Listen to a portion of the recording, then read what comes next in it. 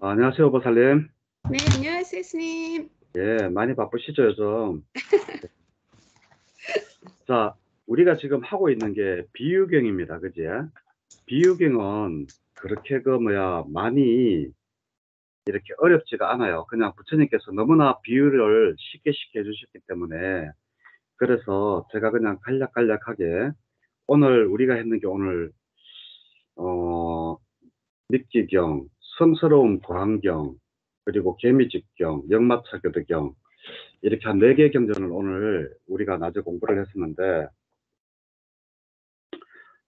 여기 이렇게 보면 오늘 제일 중요한 게 이 성스러운 구안경이에요. 이거는 나중에 그 시간을 내서 좀 차곡차곡 읽어보셔야 될 그런 부분이고, 개미집경부터 우선 할게요. 페이지 569페이지입니다. 자, 개미집경에 보면 이와 같이 나는 들었다. 한때 세존께서는 사와띠 제다숲에 아나따 빈디까 원림에 머무셨다. 그때 꼬마라 가사빠. 꼬마라 가사빠 하니까 그 꼬마라가 누군가 하면 상가라타나 스님 이름이 꼬마라예요. 꼬마라가 뭔가 하면 어린이 이런 뜻이에요. 어린 가사빠 이런 뜻인데 꼬마라가 이 꼬마라 가사빠가 이제 여기 주석에 보면 태어날 때 그 과정이 이렇게 적혀져 있는데 가사빠 어머니가 꼬마라 가사빠 어머니가 이 출가를 너무 하고 싶었는데 출가를 못하고 결혼을 하게 됐어요. 그러니까 결혼을 하고 난 다음에 이제 출가를 하게 됐는데 그래서 출가를 하고 난 다음에 어 이제 배가 자꾸 불러오는 거예요. 배가 자꾸 불러오니까 이건 임신인데 그러면 계율에 어긋나는 거잖아요. 그죠?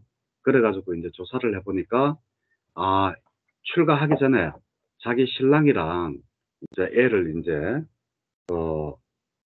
이렇게 가졌는 거다. 출가 이후에 애가 아니다라고 이제 그렇게 이야기를 하고, 그래서 이제 그렇더라도 이제 성단에서는 문제가 되죠. 애를 놓으면 애는 누가 돌보며, 이제 이런 문제, 여러 가지 복잡한 문제가 있잖아요. 다들 이렇게 조용하게 앉아가지고, 뭐, 부처님의 제자들은 고요함을 좋아한다 했는데, 애 빽빽 우르사고 하면, 그지? 그게 공부가 안 되겠죠. 그러니까 이제 이 애를 다른 데다 보내가지고 이제 키우는데, 키우다가 이 꼬마라 가사빠를 7살 때 이제 성단에 받아들여요. 그 꼬엔이라 그래가지고 꼬마 스님들을 보고 꼬엔이라 그러거든요. 그렇게 이제 받아들여서 성단에 키우는데 그때까지 이제 자기 어머니는 굉장히 이 그리움에 떨었고 그랬다라는 이야기가 있는 내용이 주석서에 있어요. 보면 꼬마라 가사빠에 대해서. 그래서 지금은 어떻게 하느냐. 우리 지금 한국뿐만 아니라 다른 데도 이렇게 비구니들이 출가를 하잖아요. 비구니들이 출가를 하면 1년 동안은 그 사민이가 안 해요. 1년 동안은 그 혹시나 이 꼬마라 가사바 어머니처럼 배가 불러오는지 배가 안 불러오는지 보고 있다가 그 1년이 지난 후부터 이제 비구니로 하거든요. 우리 대한불교도 그 정도 그래요. 그래서 1년 동안 들어와가 있더라도 뭐 우리가 비군이라고 부르지를 않고 다른 이름으로 부르는데 그 1년 동안에 이제 애를 가졌는지 안 가졌는지 확인하는 시간이라고 보면 되겠어요. 자, 그래가지고 이 꼬마라 가사바가 이제 그 장님들의 숲에 머물렀을 때 이제 10페이지 넘었습니다. 570페이지입니다. 이제 천신이 아름다운 모습으로 이제 나타나가지고 꼬마라 가사바한테 어떤 이야기를 해요. 비구여 비구여 이 개미집은 밤에는 연기를 뿜고 낮에는 불타오릅니다.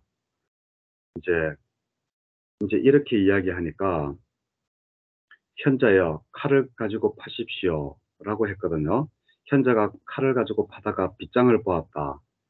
이제 빗장을 보고 이제 천신이 나타나가지고 이제 개미집 이야기를 하면서 예?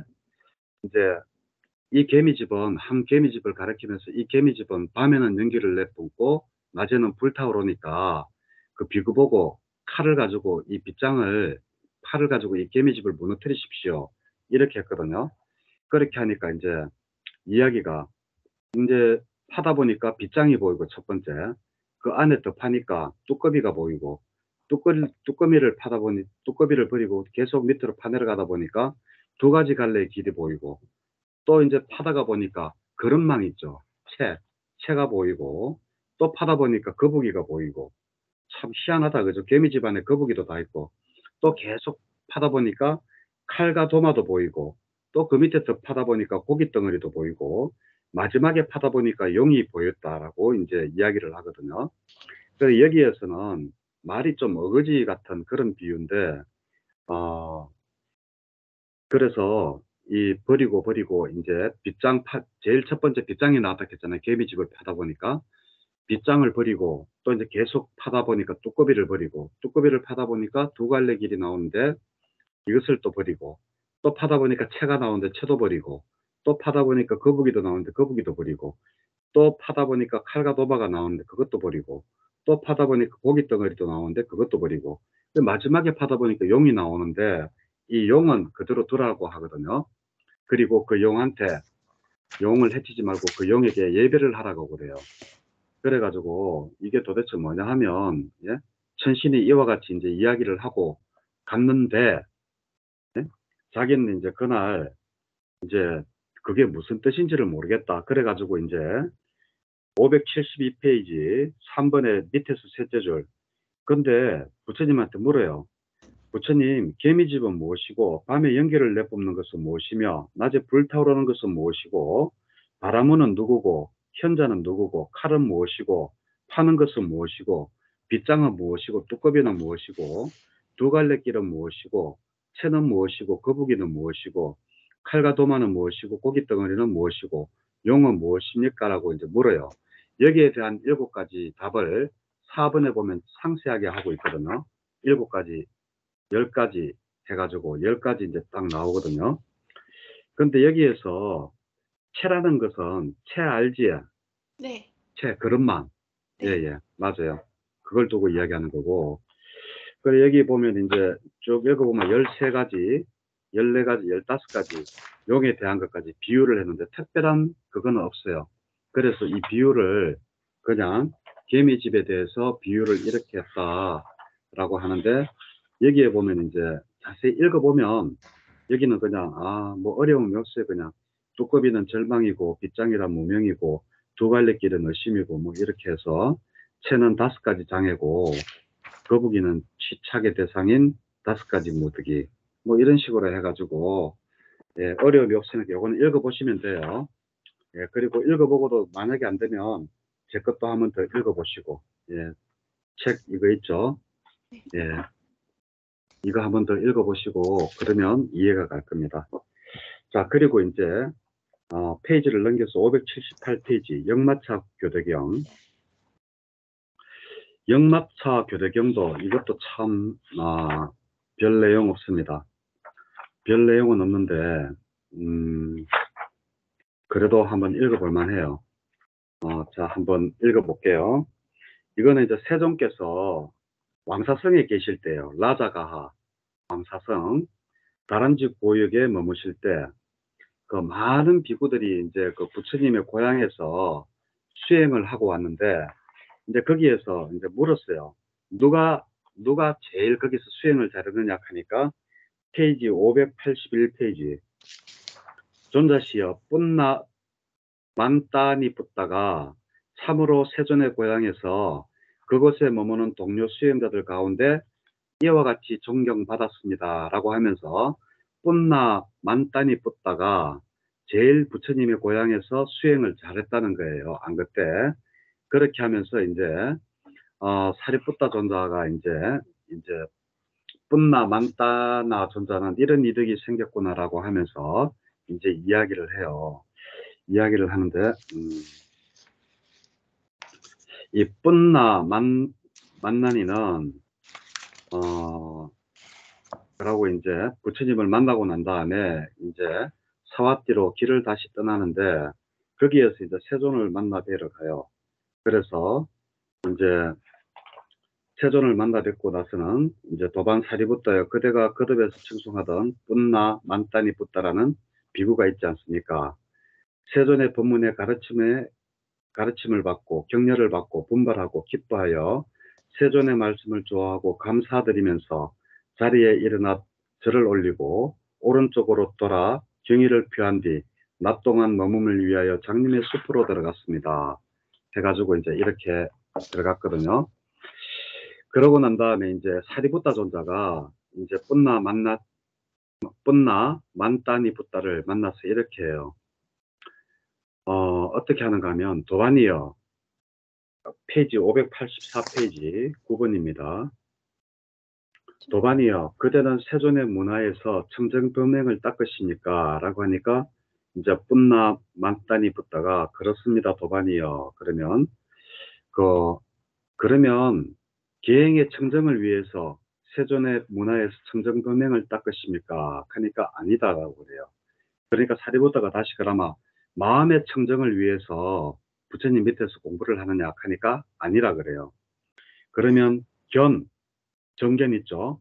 견의 청정을 위해서 세존의 문화에서 수행을 합니까? 하니까 그것도 아니래요. 그러면 의심을 극복하기 위해서 4번 의심을 극복하기 위해서 부처님 밑에서 공부를 합니까? 하니까 또 아니래요. 그러면은 5번 도와 도 아님에 대한 지견에 대해서 공부를 하기 위해서 부처님 밑에 있습니까? 하니 그것도 아니래요. 그러면 6번 도닦음에 대한 지견에 의한 청정을 닦기 위해서 부처님 밑에서 공부합니까? 하니까 그것도 아니래요. 그러면 7번 지견에 의한 청정을 위해 세존의 문화에서 청정을 닦나 하니까 그것도 아니라는 거예요. 그러니까 그러면 도대체 무엇을 위해서 뿐따 만따니 존자는 그 부처님 밑에서 공부를 합니까? 하니까 페이지 586페이지 어떻게 대답하는가 하면 도반이요 사리부타에게 치착 없는 완전한 열반을 위해 세존의 문화에서 청정범행을 닦습니다. 이렇게 이야기를 하거든요. 그러면서 이제 어떻게 하는가 하면 이 뿐따 만나니가 이제 이제 그 비유를 들어요. 어떻게 비유를 드는가 하면 역마차에 대한 그 비유를 드는 거예요. 어떻게 비유를 드는가 하면 이렇게 비유를 들어요.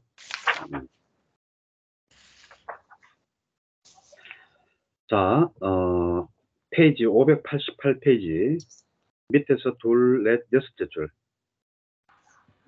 한번 읽어보실래요?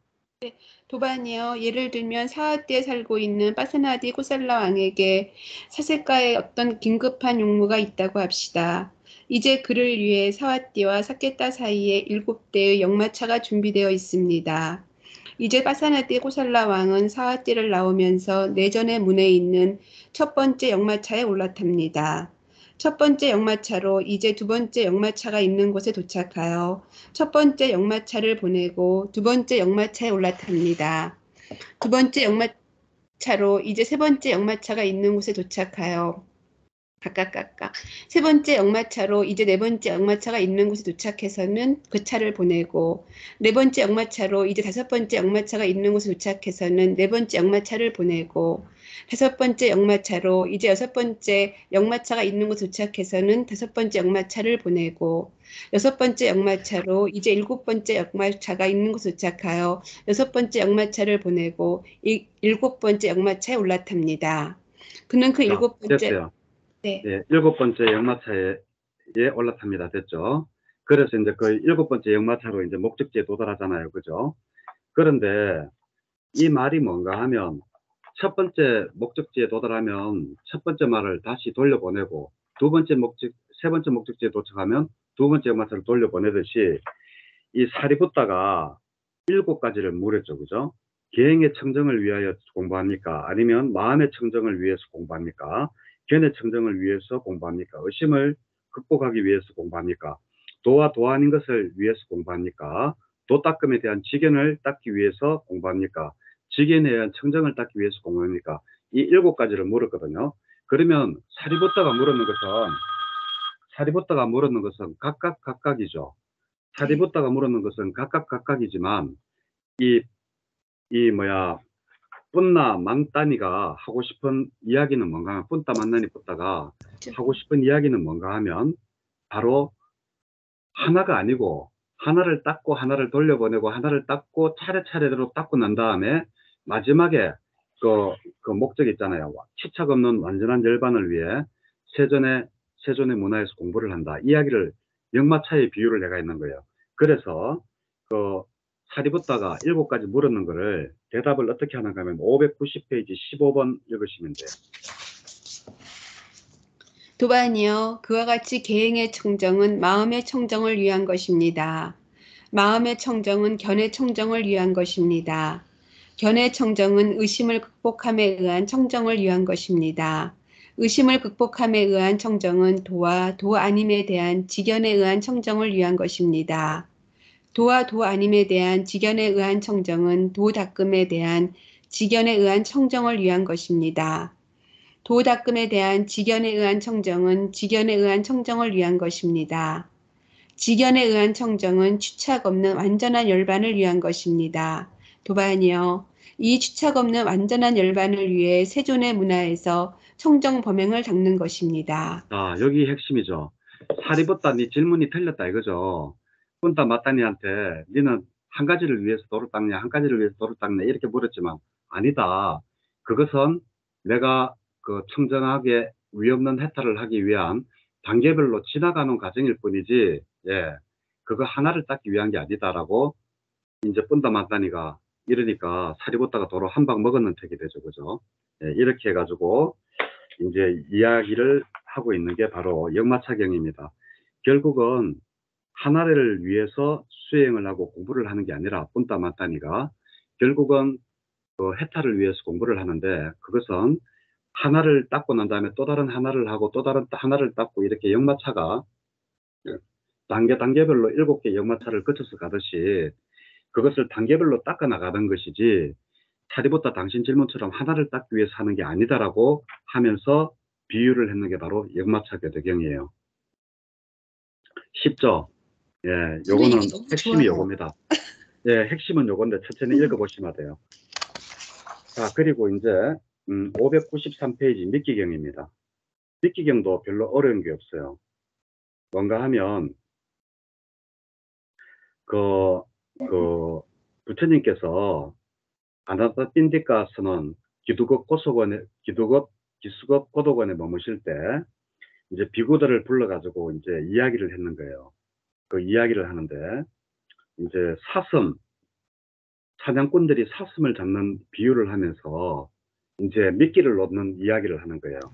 그래서 이제 첫 번째 사슴의 무리들은 이제 사냥꾼들이 사슴을 잡으려고 하는데 첫 번째 사슴들은 사슴 3번입니다. 593페이지 3번 비구들이여 그곳에서 첫 번째 사슴의 무리들은 사슴 사냥꾼들이 미끼를 놓아둔 곳에 잡잎에 들어와 넋을 놓고 그것을 먹어버렸다. 그들은 그곳에 잠입하여 넋을 놓고 그것을 먹고서는 취해버렸다. 취해서 방일했으므로 방일할 때 사슴 사냥꾼들이 그 미끼를 놓은 곳에서 그가 원하는 대로 할 수 있게 되었다. 이것이 첫 번째 사슴물이에요. 자, 그러면 여기서도 또 이제 나중에 비우니까 사슴은 누구고 또 이제 그 사냥꾼들은 누구고 사냥꾼들의 무리는 누구고 그거 다 나오겠죠. 그리고 이제 두 번째 사슴들은 어떻게 했는가 하면 첫 번째 사슴 무리들이 저 안에 들어가 가지고 이제 전부 다 넋을 놓고 먹었기 때문에 저렇게 잡혀버렸구나. 그러니까 자기는 이제 깊은 숲속에 들어가서 숨어 있다가 사슴들이 나는 이제 숨어 있다가 이제 들어가서 먹어야 되겠다. 미끼를 먹어야 되겠다라고 해가지고 먹었는데 그들도 또한 잡혀버렸는 거예요. 또 세 번째 사슴들의 무리는 또 사냥꾼들이 놓아둔 미끼에 의지해서 그 거처를 정해야 되겠다라고 해가지고 한 곳에 숲 말고 또 다른 거처를 정해서 사슴 사냥꾼들이 놓아둔 미끼를 이제 먹었는데 그리고 먹을 때 넋을 놓지도 않고 음식을 먹어야겠다. 그리고 잡립하지 않고 넋을 놓지도 않고 음식을 먹으면 취하지 않는다. 이렇게 하면 그가 그대로 할 수 없게 될 것이다. 라고 해가지고 이제 이 세 번째 사선 무리들은 이제 그렇게 했어요. 그렇게 하니까 그 사슴 사냥꾼들이 이제 그가 원하는 대로 할 수 없게 됐잖아요. 그죠? 넋도 놓지도 않고 몰래 잠입하지도 않고 해가지고 그 미끼를 먹었으니까. 그러니까 이제 이 세 번째 무리들을 잡지 못한 이것들이 사슴 사냥꾼들이 이제 뭐를 하는가 하면 이제 그 큰 그물망을 가져와가지고 예, 그 테두리를 치는 거예요. 그래서 이 네 번째 사슴 사냥꾼 무리들도 이제 그 잠입을 해가지고 그것을 먹어야 되는데 네 번째 사슴들은 이제 그 잡히지를 않았어요. 잡혔죠. 잡혔는데 그게 왜냐하면 거기다가 거물을 쳐놨기 때문에 그렇거든요. 이거는 쭉 읽어보면 첫 번째 사슴물에 두 번째 사슴물 이거 중요치 않아요. 중요한 것은 여기서 뭔가 하면 600페이지.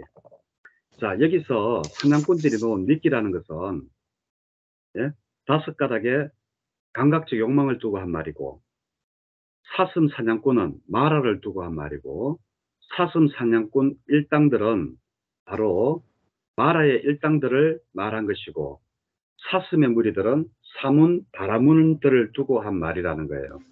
자, 그런데 여기에서 쭉 읽어 나가면 돼요. 쭉 읽어 나가면 되는데 그러면 이 그물은 도대체 뭐냐? 네 번째 그 뭐야 사슴들이 왔을 때 사냥꾼들이 그것들을 포위하기 위해서 잡기 위해서 그 음식들을 얕게 먹으니까 이제 잡기 위해서 뭐를 그물을 쳐놨다 했죠. 이 그물이 뭔가 하면 603페이지.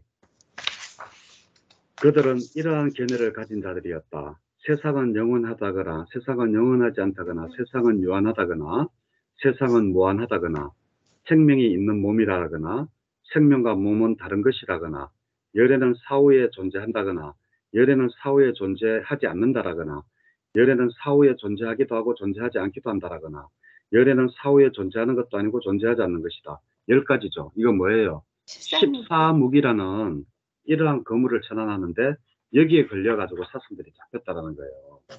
그래서 이 14무기에 빠지면 바로 이렇게 되는데 그러면 여기에서 이제 이 네 번째 사선들은 바로 마라와 마라 일행들이 갈 수 없는 곳에 거처를 정하게 되거든요. 604페이지 밑에서 둘째 줄. 예, 마라와 마라의 일행들이 갈 수 없는 곳에 거처를 정하는데 그게 어디냐 하면 바로 605페이지. 바로 1, 2, 3, 4선과 공무변처, 식무변처, 무수요처, 비상, 비비상처, 그리고 상수멸이다라는 게 바로 미끼경이에요. 네, 이게 다예요. 예. 이거는 차근차근하게 읽어보시면 이미 핵심을 다 알았잖아요. 미끼는 뭐냐? 미끼가 바로 그 감각적 욕망이다라는 거. 아까 제가 읽었죠. 미끼란 5가닥의 감각적 욕망. 그리고 그 사냥꾼들이 없는 장소란 뭐냐? 바로 1, 2, 3, 4선 그렇게는 새끼, 무새끼를 두고 사냥꾼들이 마라가 범하지 못하는 곳에서 예, 그거라는 거. 그것만 알고 읽으면 이것도 그냥 별로 어려운 게 없어요. 그냥 쭉 읽어보시면 되고. 자, 이제 제일 중요한 경전이 바로 성스러움을 구한 경입니다. 이것도 비유경이니까 비유를 하니까 이제 별로 어려운 건 없어요. 근데 여기에 너무너무 중요한 내용이 많아요. 어떻게 해서 중요한 내용이 많은가 하면, 자, 이것도 이제 제일 첫 번째, 부처님께서 기수국 고덕원에 머무실 때, 사화띠에, 비구들이 이렇게 이야기해요. 아련존자 보고, 그, 우리는 직접 부처님의 원음을 한번 듣고 싶다. 부처님에게 직접 그 법문을 듣고 싶은데 어떻게 하면 되느냐 하니까, 그렇다면 611페이지 첫째 줄, 그렇다면 람막과 바라문의 아시람으로 가십시오. 아시람이 뭔가 하면 요즘 말로 하면 명상센터 비슷한 거예요. 아시람. 예. 그 명상하는 장소. 그러니까 람막과 바라문이라는 그러한 그러한 사람의 명상센터 이렇게 생각하면 됩니다. 그리고 난 다음에 이제 부처님께서 탁발하고 난 다음에 3번은 녹자모 강당으로 가자 하는 거고, 예? 그리고 녹자모 강당에서 또 이제 꽃띠가로 목욕하러 가자고 부처님이 이야기를 해가지고 같이 이제 꽃띠가로 목욕하러 갔다가 이제 아난존자가 이제 이야기를 해요.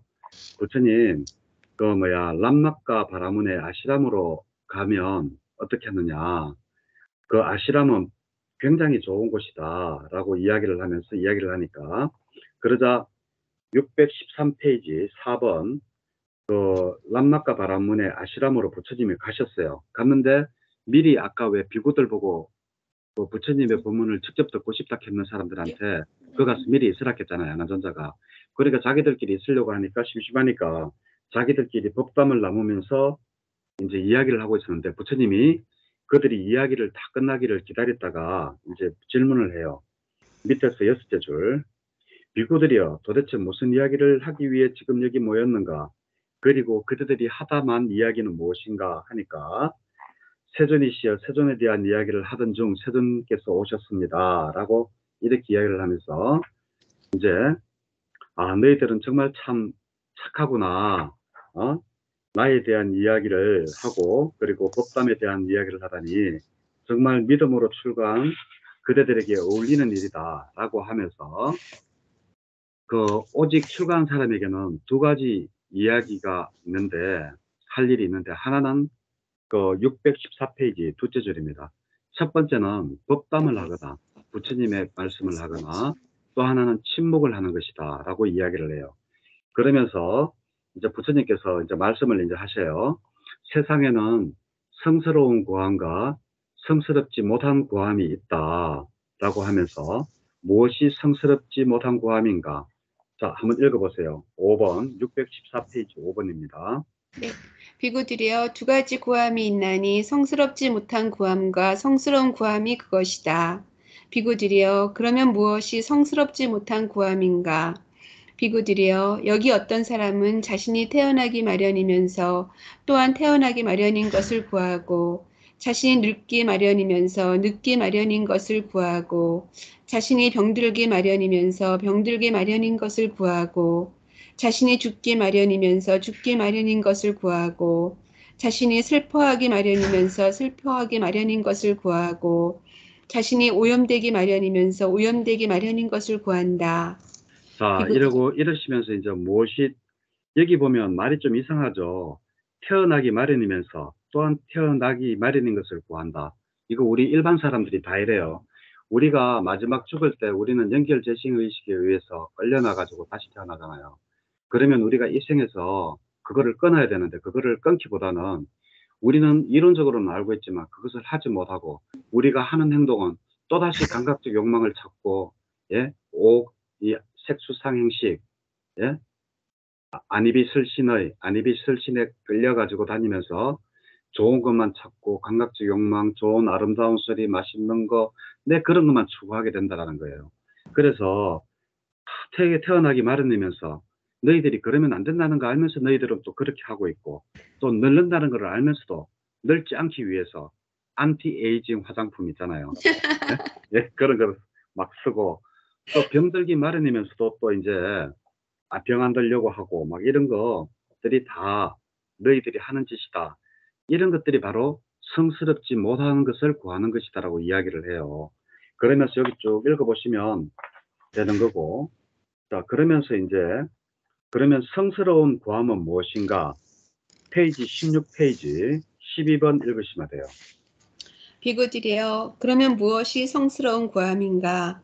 비구들이여 여기 어떤 사람은 자신이 태어나기 마련이지만 태어나기 마련인 것에서 재난을 알아 태어남이 없는 유없는 유가 아느닌 열반을 구하고 자신이 늙기 마련이지만 늙기 마련인 것에서 재난을 알아 늙음이 없는 유없는 유가 아느닌 열반을 구하고 자신이 병들기 마련이지만 병들기 마련인 것에서 재난을 알아 병이 없는 유 없는 유가 아느닌 열반을 구하고 자신이 죽기 마련이지만 죽기 마련인 것에서 재난을 알아 죽음이 없는 유 없는 유가 아느닌 열반을 구하고 자신이 슬퍼하기 마련이지만 슬퍼하기 마련인 것에서 재난을 알아.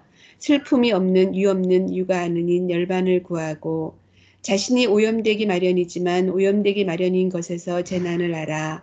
오염이 없는 유없는 육아하느닌 열반을 구한다.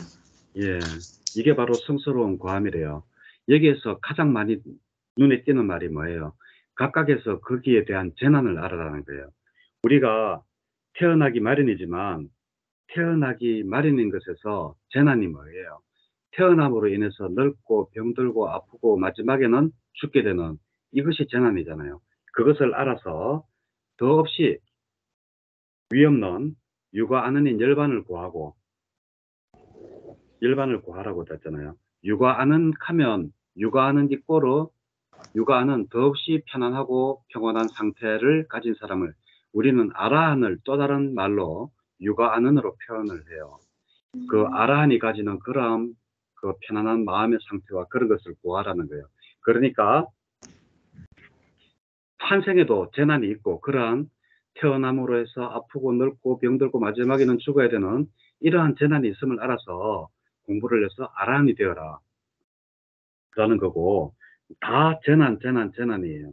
이렇게 해가지고 이렇게 구하는 것이 바로 성스러운 구함이라고 이야기를 하고 계세요. 자, 이제 진짜 이제 중요한 거는 지금부터예요. 그러면서 부처님께서 이제 이제 부처님이 보살이었을 때 깨닫지 못했을 때 이야기부터 해가지고 깨닫고 나서 이후에 이야기를 쭉 해나가는데, 지금부터가 왜 중요하냐? 성스러운 고함에서 이 경전이 없었다면 우리는 부처님께서 어떻게 해서 깨닫고 난 다음에 제일 첫 번째 누구를 만났고, 그 다음에 또 두 번째 누구 만났고, 또 누구에게 어떠한 것을 가르쳐서 그거를 했고, 이거를 모르는데 부처님께서 여기 직접 이렇게 말씀을 하시기 때문에 우리가 그걸 알게 되는 거예요. 자, 여기서 하시는 말씀은 깨달음의 추구에서 부처님이 하시는 말씀은 바로 이거예요. 야, 나도 옛날에 그 보살이었을 때, 부처가 아니고 보살이었을 때 바로 어,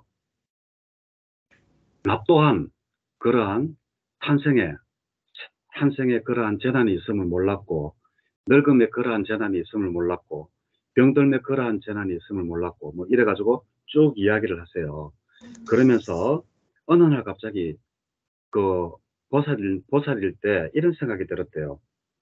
내가 왜 이렇게 자꾸 이렇게 태어나면서 이런 것을 구하고 늙기 마련인데 왜 이런 것을 구하고 자꾸 구하느냐라고 하면서 내가 이것에 대해서 일어나는 재난을 알아봐야 되겠다.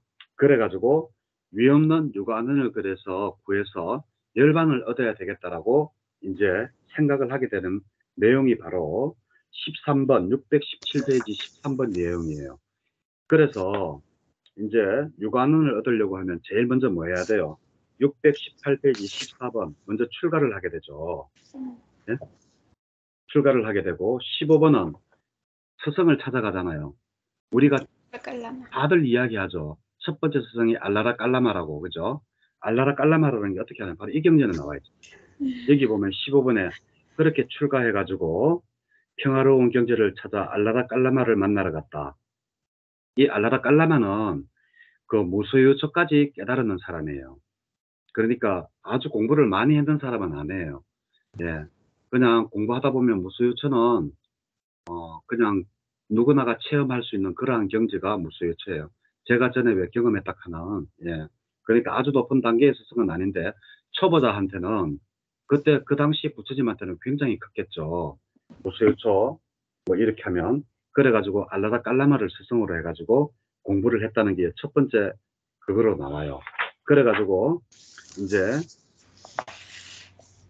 부처님이 어떤 생각을 했는가 하면 620페이지. 비구들이여 내게 그런 생각이 들었다. 알라라 깔라마에만 있는 믿음이 아니라, 예?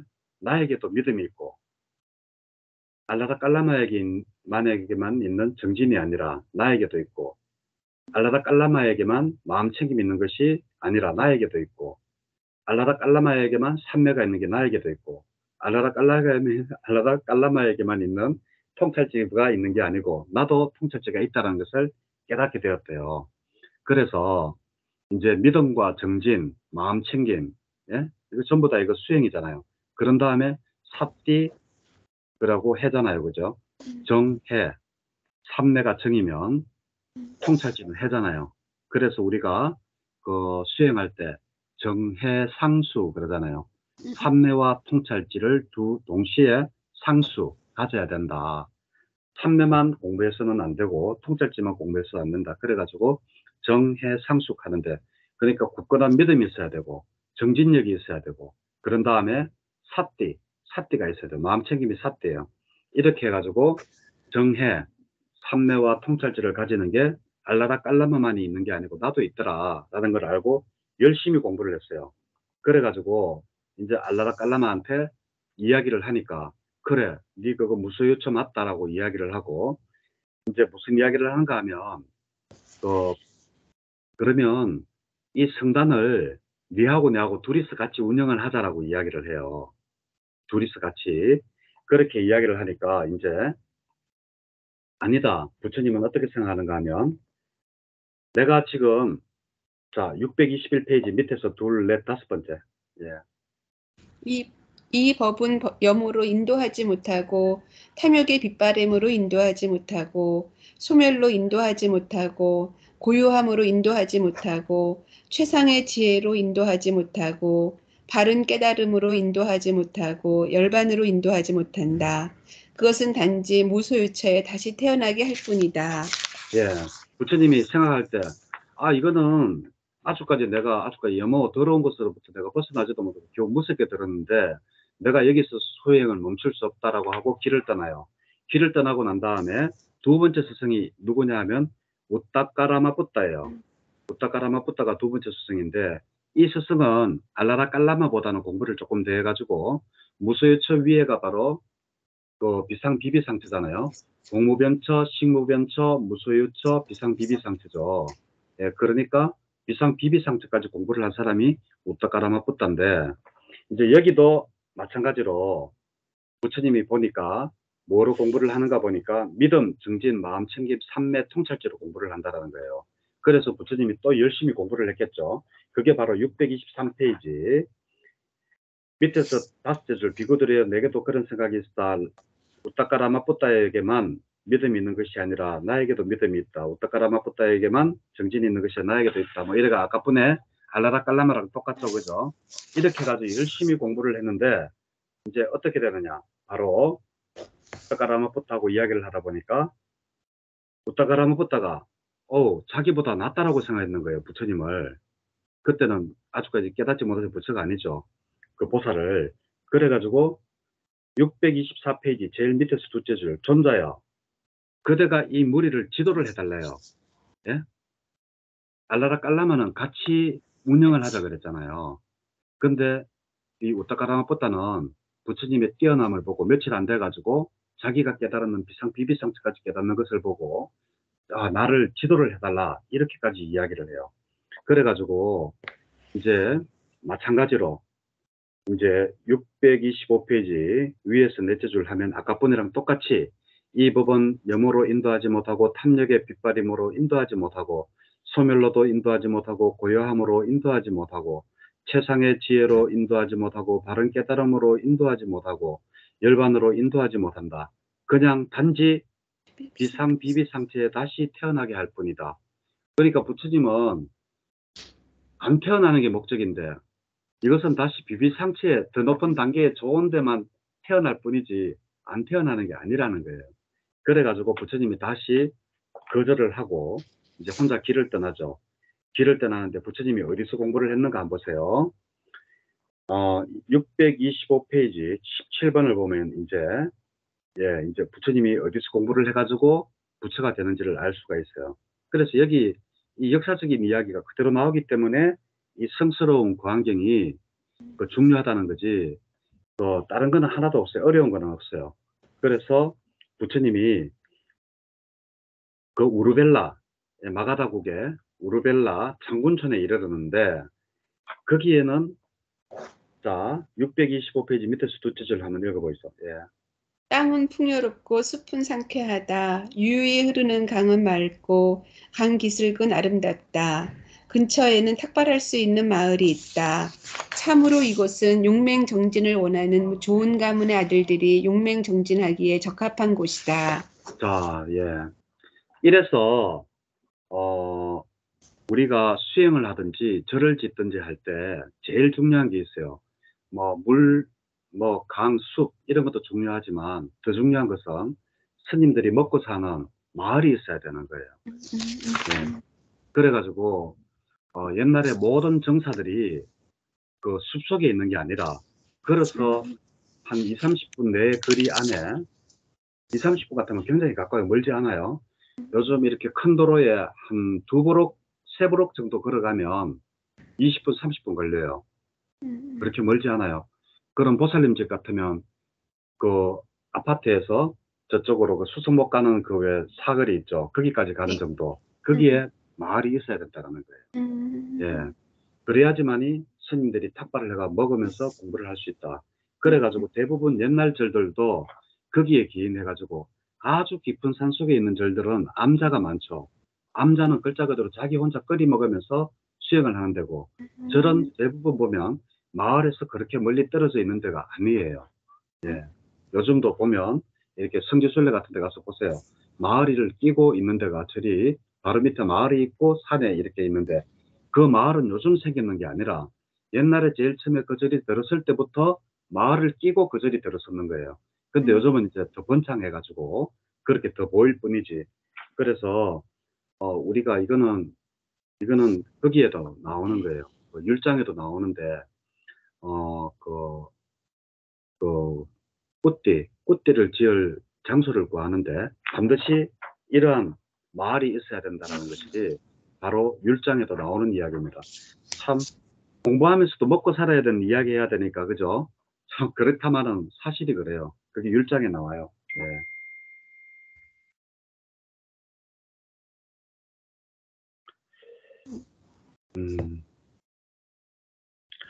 자, 그래서 이제 부처님이 드디어 이제 깨달았어요. 예? 깨달음이라고는 있죠. 그래서 부처님이 깨달았는데 어떻게 깨달았느냐?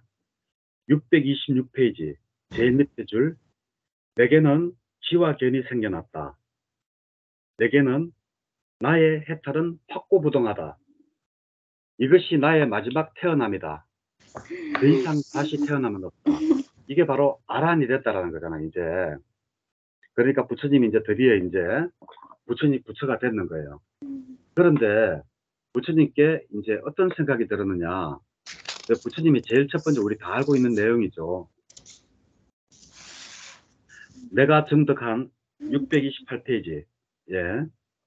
내가 증득한 이 법은 심오하여 보기 어렵고 깨닫기 어렵고 고요하고 수승하고 사유의 영역을 넘어섰고 미묘하여 오로지 현자들만이 알아볼 수 있을 것이다. 그러나 사람들은 집착을 좋아하고 집착을 기뻐하고 집착을 즐긴다. 집착을 좋아하고 집착을 기뻐하고 집착을 즐기는 사람들이 이런 경지, 즉 이것에게 조건이 됨이 연기를 보기는 어려울 예, 것이다. 그러니까 부처님께서 결과적으로 깨달았는 것은 뭐를 깨달았는 거예요? 뭐를 깨달아서 알아야 되는 거예요? 여기서 보면 부처님께서 직접 말씀을 하고 계시잖아요. 연기를 바라보기 힘들 것이다라고 이야기를 하잖아요. 그죠? 그랬으면, 그런데 이 사람들이 무엇 때문에 연기를 보기가 어렵다 그랬어요? 여기 책에서. 집착 때문에. 집착. 예. 그래서 이미 이 이야기에는 부처님께서 연기법을 이야기하고 있는 거나 마찬가지예요. 내 법이 심심묘묘하고 어렵기 때문에 일반인들이 보지 못할 것이다. 왜? 집착 때문에. 왜? 부처님이 무명, 행, 식, 명색, 유깁, 촉, 수, 애, 치, 예, 이렇게 넘어가잖아요. 그래서 치가 집착이잖아요. 그래서 우리가 사람들이 좋아하는 것까지는 어떻게 할 수가 없다 그랬죠. 왜냐하면 육근과 육경의 이, 좋아. 이 진행이 굉장히 빠르기 때문에 그것까지 우리가 컨트롤하기는 굉장히 힘들어요. 내가 예를 들어서 차를 굉장히 좋아하는데 마시는 차, 저 억수로 좋은 차가 있다. 그럼 나도 모르게 하고는 보는 순간에 이게 통제할 시간도 없이 그냥 생각까지 가버리거든요. 그래서 때까지는 통제하기가 어렵지만 그래도 잘하면 할 수는 있어요. 근데 더 문제되는 거는 뭐냐? 그것에 집착하는 거. 예. 사람들이 집착하는 것 때문에 나의 이 어려운 경제를 보기가 힘들다라고 그래요. 근데 사실은 우리가 지난번 시간에 우리가 이야기를 했죠. 예리과에 되는 방법부터 우리 공부했어요. 네, 세 가지. 세 낮은 단계. 예, 맞아요. 세 가지는 잘하신다. 이제 예류과에 되는 거는 유신견, 의심, 집착만 없어도 네. 예류과에 된다 그랬잖아요. 여기 집착 들어가잖아요. 그죠? 그리고 일례자는 뭐예요? 유신견, 의심, 집착이 없어진 상태에서 탐진치가 옅어진 상태. 없어지지 옅어진. 않고, 예, 옅어진 상태. 그리고 불안자가 되기에는 그 5가지 낮은 단계가 모두 다 소멸된 상태. 유신견, 의심, 집착, 욕망, 저기 악의. 5가지가 없어진 거. 그 위에가 이제 아라한이라고 이야기를 했죠. 우리 공부했잖아요. 그렇듯이 여기에도 집착이 나오잖아요. 우리가 집착만 없애도 다른 경전을 읽다 보면 부처님께서 가장 겁을 내는 게 바로 집착인 것 같아요. 집착을 하지 않으면 사람들이 예류관은 될 수 있다라는 거예요. 근데 우리가 대체로 자기는 아니라고 하면서 집착을 하고 사는 거죠. 예. 저 또한 마찬가지입니다. 예. 근데 집착을 많이 내려놨어요, 저는. 예. 많이 내려놓은 사람 축에 속해요, 일반인들보다는. 예. 좋아하는 것까지는 내가 어떻게 컨트롤할 수 없지만 집착하고 집착하지 않은 것은 내가 컨트롤을 할 수가 있다라고 생각을 해요. 예. 그래서 대부분 사람들은 그냥 컨트롤을 한다, 자기가 집착하고 있는 줄 알면 집착을 안 하겠죠. 근데 대부분 집착하잖아요. 사랑하기 때문에 죽여야 한다. 왜 요즘 살인사건 이렇게 보면 사랑하기 때문에 죽인대요. 그 여자가 딴 남자랑 이야기하는 꼬라지를 못 보겠다라는 거예요. 예. 그러고 여자가 또 남자 죽이는 것도 마찬가지예요. 자기 남자가 다른 여자랑 이야기하는 것 자체를 보지를 못하고 집착의 극치를 보여주죠. 이게 지금 현재 우리가 이 세상에서 일어나고 있는 일들이에요. 지금 우리가 불교 공부를 왜 해야 되는가 하면 사실 한번 보세요. 언제부턴가 우리가 돈의 노예가 돼가지고 아버지가 자식을 죽이고 자식이 아버지를 죽이고 길 가다가 이유 없이 원인과 결과도 없어요. 이거다. 무작위로 길 가는 사람 찔러가지고 죽이는 이런 세상에 우리가 지금 살고 있는 거예요. 생각해보면 우리 지금 굉장히 심각한 세상에 살고 있어요. 근데 이거를 과연 다른 종교가 해결할 수 있느냐? 안 해요. 못 해요. 다른 종교는 놓고 난 다음에 회개하는 종교거든요. 하나님, 제가 이런 걸 했습니다. 용서 바랍니다. 하면 하나님이 용서를 해줘가지고 결국은 천당에 가는 종교란 말이에요. 그렇지만 타 종교, 기독교나 카톨릭은 이거를 지금 현재 사회에 이거를 치유를 할 수가 없어요. 내가 생각할 때는 이 지금 현재 사회에 지금 이 막 얼그러질 대로 얼그러지고 집착과 욕망과 그 탐욕의 덩어리로 뭉쳐진 이거를 제대로 교화할 수 있는 건 우리 불교밖에 없는 거예요. 저는 그렇게 생각해요. 그래가지고 이렇게 책이라도 읽고 있잖아요. 제가 할 수 있는 범위 내에서는 노력을 하고 있는 게 바로 지금 우리 사회가 겉으로 보기에는 평안한 것 같지만 이게 말이 됩니까? 아버지가 자식을 죽이고 자식이 아버지를 죽이고, 예? 아내가 신랑을 죽이고 신랑이 아내를 죽이고, 그리고 길 가는 사람 모르는 사람 원인과 이유도 없이 찔러 죽이는 이러한 세상이 과연 올바른 세상이냐고요. 근데 우리가 이런 세상에 살고 있으면서 우리도 거기에 동화되가 우리가 지금 이만큼 더러운 혼탁한 세상에 살고 있구나 하는 거를 모르고 사는 거예요. 그래서 보살님도 의무감이 커요. 혼자만 불교를 믿을 게 아니라 다른 사람 한 명이라도 더 불교를 믿도록 해야 되는 게 바로, 보세요. 부처님은 집착을 놓으라고 하잖아요. 사람들이 집착 때문에 내 연기법을 이해를 못할 것이다라고 이야기를 하잖아요. 그래가지고 부처님께서 안 가르치려고 해요. 이게 바로 630페이지 19로 이제 적극적으로 내가 이야기를 했다라고 해요. 시 한번 읽어보실래요? 내가 어렵게 증득한 법을 과연 설할 필요가 있을까? 탐욕과 성냄으로 가득한 자들이 이 법을 깨닫기란 칠로 어렵다. 흐름을 거스르고 미묘하고 심오하고 보기 어렵고 미세하여 어둠의 무더기에 덮여 있고 탐욕에 물든 자들은 보지 못한다. 자, 이렇게 해가지고 이제 부처님이 가르치는 것을 포기하려고 그랬어요. 아, 세상이 너무 혼탁하고 사람들은 집착과 탐욕과 욕망의 덩어리로 저리 뭉쳐져 있는데 내 이 연기법을 이해를 하겠느냐, 못할 거다라고 생각하고 안 하려고 했어요. 근데 바로 그 천신, 범천, 사암빠띠가 나타나요. 사암빠띠가 나타나가지고 이제 부처님을 설득을 하죠. 설득을 하는데 어떻게 설득을 하는가 하면 세존이시여, 세존께서는 법을 설하소서, 천서께서는 법을 설하소서, 눈에 먼지가 적게 낀 중생들이 있습니다. 이 말 많이 나와요. 그들은 법을 듣지 않으면 타락할 것입니다. 그들은 법을 이해할 만한 자들이 있을 것입니다.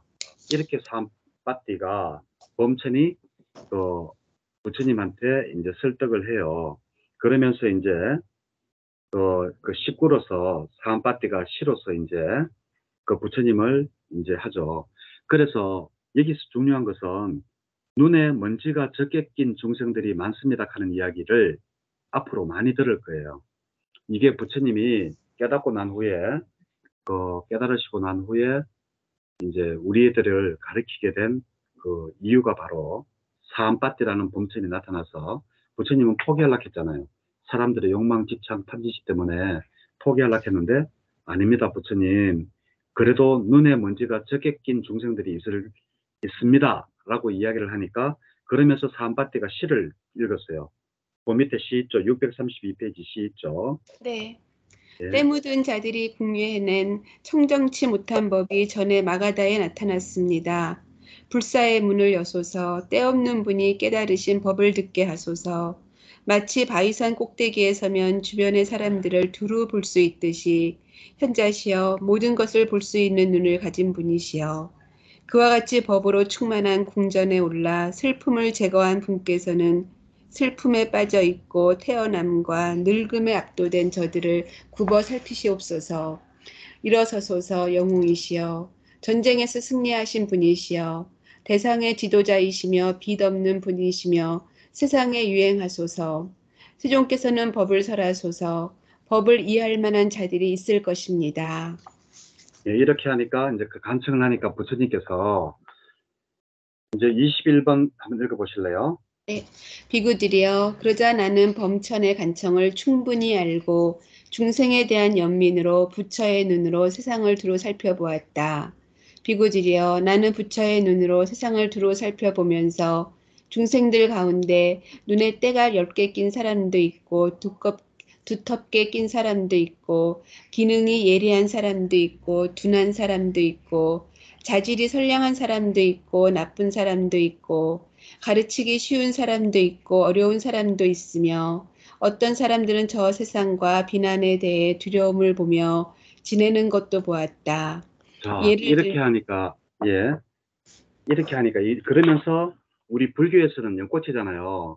보살님 지금 뒷백경도 지금 백년과 홍련을 해 놓으셨는데, 그러면서 이제 여기도 보면, 예를 들면, 한번 읽어보실래요? 예를 들면 어떤 청년이나 홍년이나 백년은 물속에서 생겨나 물속에서 성장하고 물에 잠겨 그 속에서만 자란다. 어떤 청년이나 홍년이나 백년은 물속에서 생겨나 물속에서 자라서 물의 표면까지 나온다. 어떤 청년이나 홍년이나 백년은 물속에서 생겨나 물속에서 성장하여 물 위로 올라와 당당하게 서서 물에 젖지 않는다. 자, 중요한 말이죠. 그죠? 여기에서 우리가 불교에서 왜 연꽃을 중요시하는지 아시겠죠? 예, 부처님께서 처음으로 깨달으시고 난 다음에 세상을 보고 비유하신 게 바로 연꽃에다 비유를 했거든요. 그래서 우리 불교에서 상징으로 연꽃 하는 게 이거예요. 부처님이 세상을 보니까 어떤 사람은 눈에 때가 많이 낀 사람도 있고 어떤 사람은 중간, 어떤 사람은 적게 낀 사람도 있더라. 그것을 연꽃에 비유해가지고 연꽃이 어떤 연꽃은 물 속에 잠겨서 있지만 어떤 연꽃은 물 표면에 있고 어떤 것은 그 위에 나서 아름다움을 지금 보살님 뒤에 있는 연꽃처럼 아주 아름답게 펴가지고 이제 저렇게 있는 연꽃도 있더라라고 이제 아시고 그래가지고 이제 부처님께서 이제 가르치기로 사람들한테 법을 전하기로 이제 이야기를 해요. 근데 여기에서도 이 사암빠띠가 했는데 사암빠띠가 했는 말 중에 시구 중에서 보면 위에서 셋째 줄 불사의 문을 여소서 632페이지 위에서 셋째 줄 아니 시에서 셋째 줄 불사의 문을 불사의 문을 여소서 하는 거 있잖아요. 이것도 자주자주 듣는 말이에요. 이게 어디 나오는가 하면 바로 사암빠띠가 부처님한테 간청할 때 나오는 말이에요. 불사의 문을 여소서. 눈에 먼지가 적게 낀 중생이 있습니다. 이거 불교에서 아주 많이 쓰는 말인데 이 중요한 내용이 전부 다 성스러운 고환경에 전부 다 나오는 이야기예요. 그리고 왜 불교에서 연꽃을 하느냐? 부처님께서 이 연민의 눈으로 이 세상을 이렇게 둘러보니까 거기에는 연꽃을 비유해 가지고 이렇게 표현을 했기 때문에 우리가 불교에서 연꽃을 그렇게 중시한다. 예. 연꽃 입고로 불교꽃이 됐죠. 예. 그리고 나서 이제 이렇게 보니까 그렇길래 부처님께서 이제 가르치기로 결심을 하시고 이제 식구를 떠올퍼요. 그게 634페이지. 예. 그들에게 감노의 문은 열렸다. 규를 가진 자 자신의 믿음을 보여라. 범천이여 이 미묘하고 숭고한 법을 피로해질 뿐이라는 생각에 사람들에게 설하지 않았다. 자, 않았지만 이제는 내가 가르치겠다라는 이야기잖아, 그죠? 그래서 이제 부처님께서 우리 다 알죠? 제일 첫 번째 누구에게 가르칠까라고 이렇게 생각했다가 자기의 첫 번째 스승을 떠올렸어요. 알라라 깔라마. 근데 이미 7일 전에 죽어버렸는 거예요. 그리고 두 번째 스승 우따마 라마푸타한테는 하니까 이렇게 천안의 눈으로 보니까 벌써 바로 어제 벌써 죽어버렸는 거예요. 그래가지고 이런 이야기들이 바로 이 경전에 다 나와 있어요. 그래서 635페이지 여섯 번째 보면 예 알라라 깔라마는 7일 전에 임종했습니다. 있죠. 그리고 또 이제 우따까라마푸타는 밑에서 셋째 줄 보면 우따까라마푸타는 지난밤에 또 그걸 했었네. 그래가지고 이제 누구를 가르칠까 하고 있다가 자기 동료인 다섯 비구를 생각하죠. 그래가지고 어디 있는가 보니까 녹야원에 있는 것을 천안으로 보았어요. 그래가지고 천안으로 이제 보고 이제 딱 있는데 이제 그 중간에 가다가 그래서 이제 이 다섯 비구한테 나의 법을 가르쳐야 되겠다라고 생각을 하고 가는데 이제 여기 보면 옥박가라는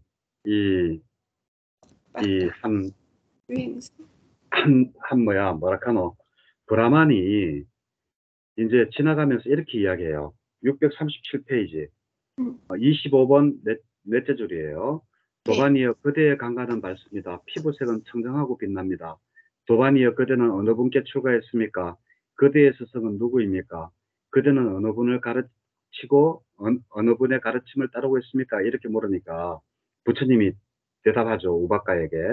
나는 일체성자여 일체지자여 어떤 것도 물들지 않고 일체를 버리고 가래가 다하여 해탈하였고 스스로 최상의 지혜로 알았으니 누구를 스승이라고 부르겠는가? 나에게는 스승도 없고 유사한 이도 없으며 지상에도 천상에도 나와 긴줄리 없네. 세상에 아라하니 나는 세상에서 아라하니고 위없는 스승이며 유일한 정등각자이고 모든 번뇌가 꺼졌고 정멸을 이루었다네. 나는 가시의 성으로 가서 법의 바퀴를 굴리리라. 어두운 이 세상에 불사의 북을 울릴 것이니라. 이렇게 이야기를 옥박가에게 했거든요. 옥박가에게 하니까 여기 경전에는 어떻게 나오는가 하면 639페이지 이제 부처님께서 이렇게 말하니까 옥박가가 도반이여 그렇게 되길 바랍니다 하면서 머리를 흔들고 다른 길로 떠났다라고 돼 있잖아요. 이게 율장과 다른 점이에요. 예, 경장에는 이렇게 되어 있는데 율장에는 또 우박가라는 조자가 어떻게 가는가 하면 비웃으면서 있잖아요. 나는 일체지자요, 일체성자요 하면서 더 이상의 나에게 스승은 없고 막 부처님이 자기 자랑 없어졌는 거잖아요. 예? 극학기는 하면서 있잖아요. 그걸 보고 훔훔거린다 그래요. 하면서 가짠네 감이 그래 니 잘났다 하면서 우빠가가 그냥 가는데 여기는 경전에는 우빠가는 훔훔 하면서 지나갔다고 그 율장에는 들어가 있거든요. 근데 마하바카 율장 마하바카에는 그래 들어가 있어요. 근데 여기 경전에는 보면 도반이여 그렇길 되길 바랍니다 라고 말하면서 머리를 들고 갔대요. 이게 다른 대목이에요. 율장과 경장이 이게 다른 대목입니다. 이렇게 해가지고 이제 가는데 그 녹야원의 비구들이 저기 저 왜 배신자가 온다 뭐 이런 말 있잖아요. 예? 네. 근데 율장과 여기도 내용이 틀려요. 율장에는 배신자라고 배신자 사문고 따마가 온다 이래 되어가 있는데 여기에는 저기 사문고 따마가 오고 있습니다. 그는 호사스러운 생활을 하고 용맹정진을 포기하고 사치스러운 생활에 젖어들었습니다. 그가 오면 아무런 인사도 하지 말고 일어서지도 말고 그와 바로 가사를 받아주지도 맙시다. 그러나 만일 그가 원한다면 앉을 수 있는 자리는 마련해 주도록 하자. 그가 오면 아무런 인사도 하지 말고 요건 같은데 예? 그 위에 뭐 호사스러운 생활을 하고 이게 아니고 율장에는 배신자 배신자 꽃담하고 온다라고 했는데 경에는 삼고땀하고 오고 있다. 호사스러운 생활을 하고 용맹정진 아주 순한 말로 했고 율장에는 좀 거친 말로 돼가 있어요. 예. 그랬는데 이게 뭐라 카노 가까이 오자 예? 자기들도 모르게 이 다섯 비구들이 부처님에 앉아서 마중하게 되고 이 바루도 받아주고 막 자리도 내주고 막 물도 아가 발 씻겨주고 막 이랬잖아요. 그렇게 했다라는 이야기가 바로 여기에 있습니다. 그리고 이제 도반이역 하니까 부처님이 나보고 그 639페이지 제일 밑에 줄. 비구들이여 열애를 이름으로 불러서도 안 되고 도반이여 라고 불러서도 안 된다. 자, 이제 비구들이 여기서 이제 부처님이 열애라고 하죠. 열애는 누가 누구에게 할 수 있는 말이라고요? 본인이 부처님이 본인은 당신한테밖에 할 수 있는, 예. 음, 우리는 부처님을 열애라고 하면 안 돼요, 사실은. 열애를 우리가 열애 10호 그래가지고 열애 응공 정병지 명현족 성서 세간의 무상사 조장부 천인사 불 세존 내가 불 부처님 그러고 천인사 하늘과 땅 사이에 인간 사이의 스선 예? 예, 이래가지고 뭐 조장부 뭐 사람을 잘 다스리는 사람 열애 하는데 우리가 열애 10호라 하는데 우리는 부처님을 열애라고 부르면 안 되는 거예요. 이게 대승불교에서 잘못됐는 거예요. 열애를 열애라고 부를 수 있는 자는 오직 부처님밖에 없어요. 근데 우리는 열애 시포 그래가지고 열애 응공 정변지 명행족 선수세간이 이러면서 막 이야기를 하잖아요. 그러면 안 되는 거예요. 우리는 열애를 열애라고 부를 수가 없는 거예요. 열애는 부처님만이 당신에게 직접 할 수 있는 거예요. 예. 자 이래가지고 이제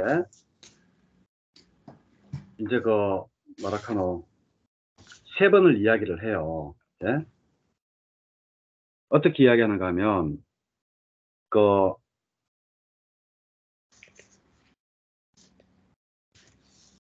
당신은 그 아주 호사스럽고 용맹정진도 하지 않았냐 하니까 나는 그런 적이 없다라고 세 번을 그 오비구한테 이야기를 해요.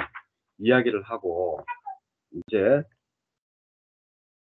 이야기를 하고 나서 나는 그러지 않았다라고 세 번을 이야기를 하고 그리고 나서 이제 이 비구를 642페이지 29번 세 번을 나는 그러지 않았다라고 이야기하고 비구들이요 드디어 나는 오비구를 확신시킬 수가 있었다라고 이야기를 해요.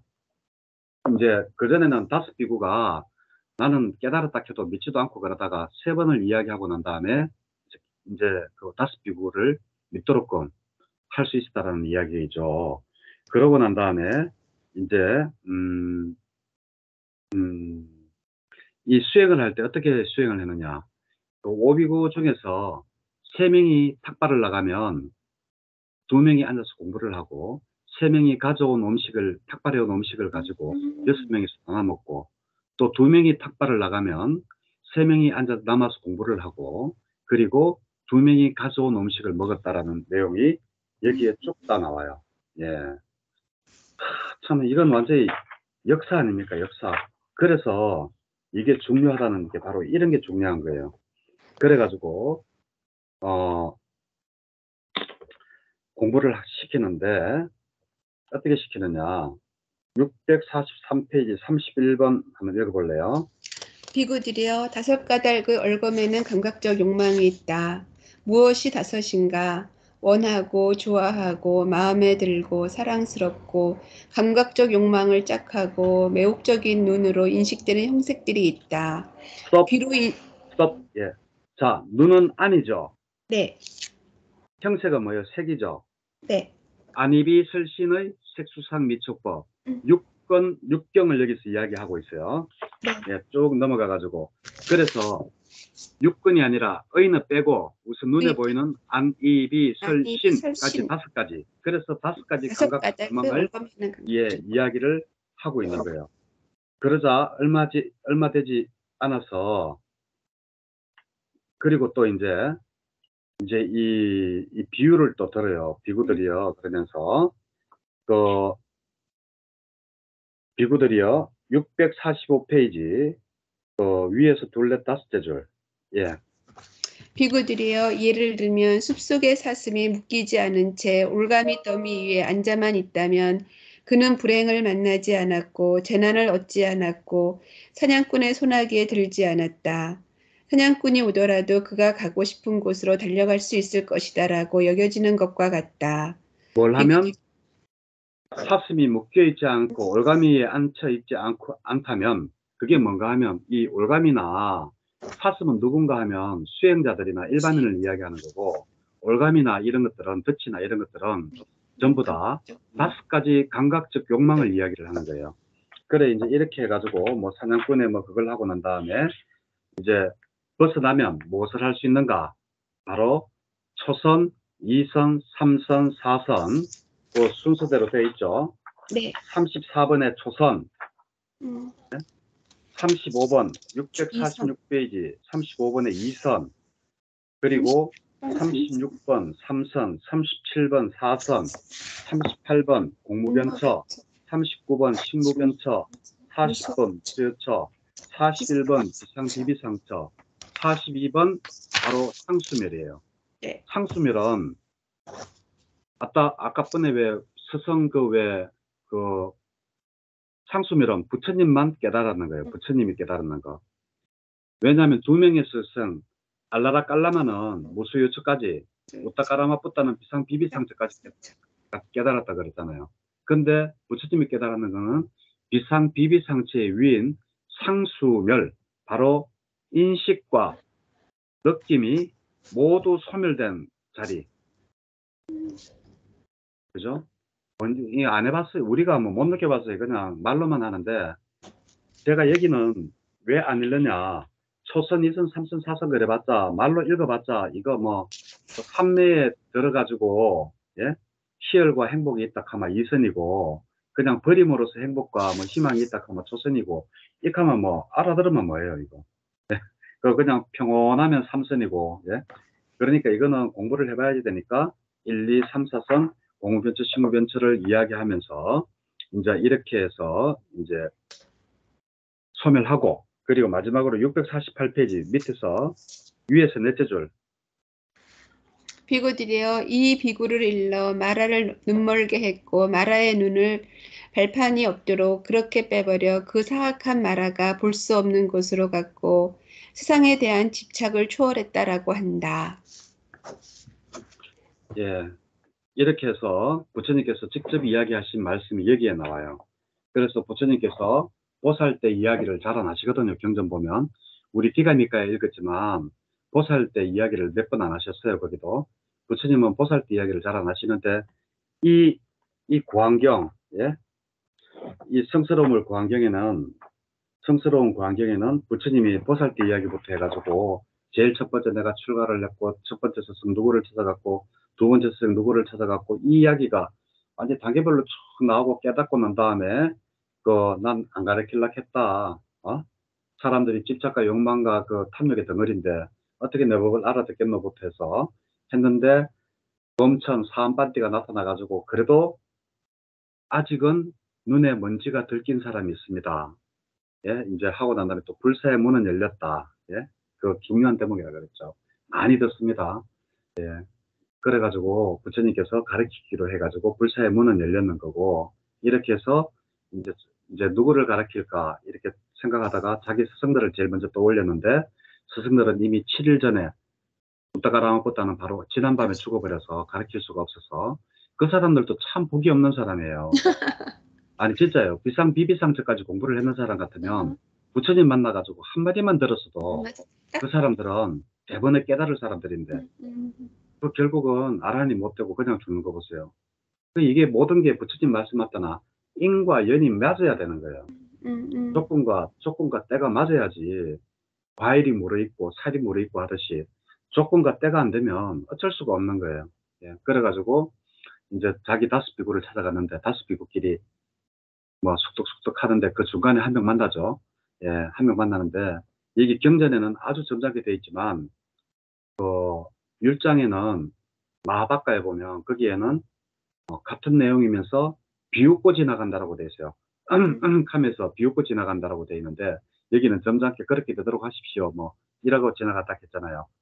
그러고는 머리를 흔들면서 지나갔다 하는데, 그 요거는 이제 차이점이 조금 그런 게 있고, 그리고 이제 그 다섯 비구를 찾아갔을 때도 멀리서 이제 부처님이 오시는 것을 보고, 배신자, 율장에서는 배신자 고타마가 온다 이렇게 되어 있는데, 여기는 뭐 그런 말이 없잖아요.